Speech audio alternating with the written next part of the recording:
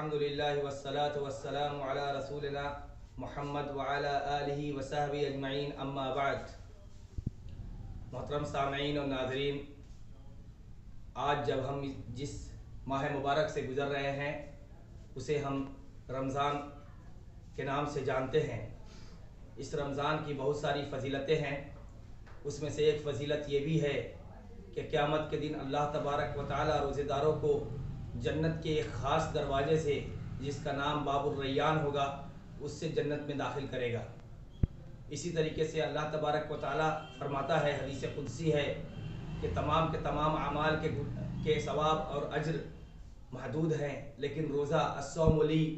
روزہ میرے لیے ہے اور میں ہی اس کا بدلہ دوں گا، یعنی اس کا بدلہ لامحدود ہے، اللہ تبارک و تعالی کو ہی پتہ ہے۔ اس طریقے سے اللہ کے رسول صلی اللہ علیہ وسلم نے فرمایا الصوم جنۃ،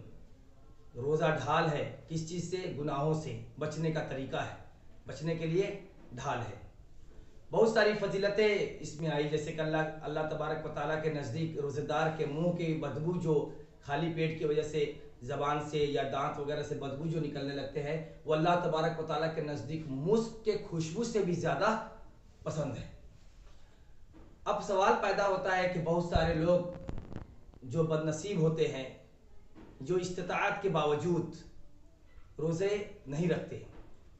تو ان کا کیا حکم ہوگا؟ تو ایک ہے عذر شرعی، جیسے کہ کوئی انسان سفر پہ ہے یا کسی کو مرض لاحق ہے، ایسے بیمار ہے کہ وہ روزے رکھنے کی طاقت نہیں رکھتا، یا اسی طریقے سے کوئی آدمی ہے، جیسے کسی عورت کو ولادت ہو گئی، بچے کی پیدائش ہو گئی، یا عورت ناپاک ہے، حیض کی حالت میں ہے، یعنی کہ عذر شرعی کے اگر اس کو ہے، اور اگر عذر شرعی کے مطابق ہے تو وہ روزہ نہیں رکھتا ہے، تو اس کے اوپر کوئی کفارہ نہیں ہے، کوئی گناہ نہیں ہے۔ وہ بعد کے ایام میں کیا کرے کہ اس روزے کو پورا کر لے، قضا کر لے۔ اور وہ آدمی، دوسرا وہ آدمی جو سارا کے سارے آسائش، سارے کے سارے فیسلٹیز، سارے کے سارے چیزیں مہیا ہونے کے باوجود، سہولت ہونے کے باوجود کوئی عذر شرعی نہیں ہے، پھر بھی وہ شخص روزہ نہیں رکھتا، شوقیہ روزہ نہیں رکھتا، اس کا کیا حکم ہوگا؟ تو ایسے میں ہم دیکھیں گے اس آدمی کا کیا منہج ہے۔ یا وہ تو وہ آدمی بالکل یا رمضان کا انکار کرتا ہے کہ رمضان کو ہم مانتے ہی نہیں ہیں، روزے کو نہیں مانتے ہیں، تو گویا وہ شخص اسلام کے ایک رکن کا انکار کر رہا ہے۔ بنی الاسلام علی خمس، اسلام کی بنیاد 5 چیزوں پر ہے، ان 5 چیزوں میں سے ایک رمضان ہے، اور ایسی صورت میں اگر کوئی شخص رمضان کو انکاری کر دے کہ ہم رمضان کو مانتے ہی نہیں ہیں، تو ایسا شخص کافر ہے، وہ اسلام سے خارج ہے۔ لیکن کوئی شخص جو رمضان کو مانتا ہے، روزے کو مانتا ہے، لیکن وہ روزہ نہیں رکھتا، تو ایسا شخص کبیرہ گناہ کا مرتکب ہے، اور اس شخص کے بارے میں اتنا ہی کافی ہے کہ اللہ کے رسول صلی اللہ علیہ وسلم ایک مرتبہ،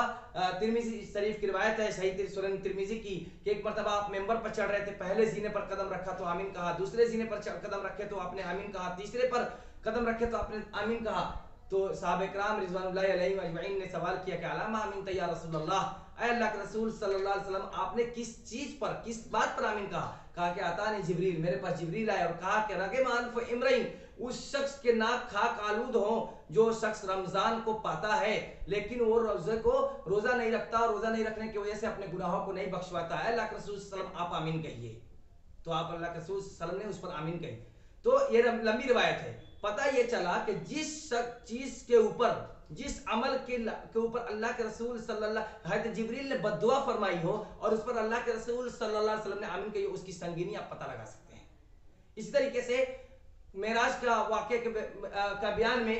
سنن نسائی کی روایت ہے، جسے امام ذہبی وغیرہ نے صحیح قرار دیا ہے، کہ اللہ کے رسول صلی اللہ علیہ وسلم فرماتے ہیں کہ ہمیں پھر آگے لے جایا گیا، آگے گئے تو کچھ لوگ تھے جو گردنوں کے بل